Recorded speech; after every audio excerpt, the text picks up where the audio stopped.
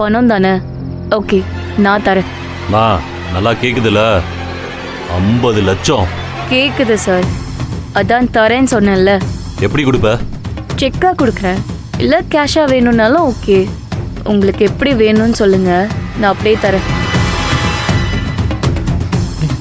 மேக்னா, ஒரே டைம்ல 50 லட்சமா? யாருமா நீ?